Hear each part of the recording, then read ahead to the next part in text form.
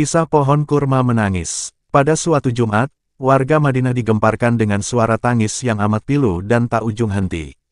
Suara yang seperti rengekan bayi itu berasal dari Masjid Nabawi.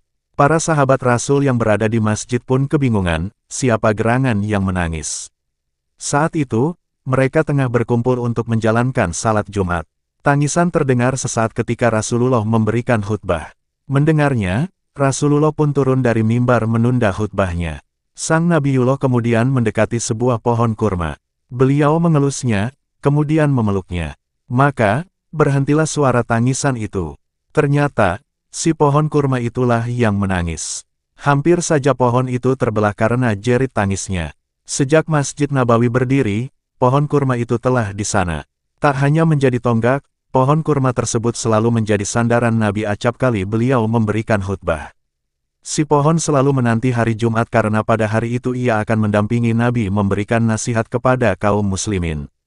Sejak Jumat pertama masjid berdiri, ia selalu setia dan bahagia menemani Nabi Muhammad. Hingga hari Jumat itulah ia menangis. Beberapa hari sebelum Jumat yang pilu bagi si pohon, seorang wanita tua Ansar mendatangi Rasulullah. Ia memiliki putra seorang tukang kayu dan ia menawarkan sebuah mimbar untuk Rasul. "Wahai Rasulullah, maukah kami buatkan mimbar untuk Anda?"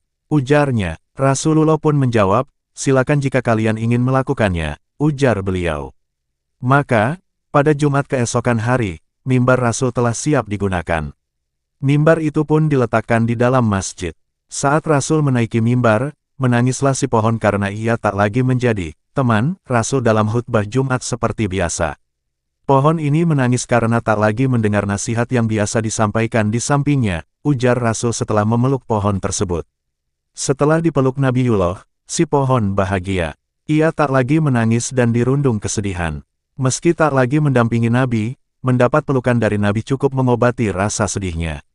Rasulullah pun berkata kepada para sahabat, "Kalau tidak aku peluk dia, sungguh dia akan terus menangis hingga hari kiamat," sabda Nabi. Kisah pohon kurma yang menangis ini sangat populer dalam kisah Islami. Banyak rawi yang meriwayatkan hadis tersebut, sehingga tak perlu lagi dipertanyakan kesahihannya.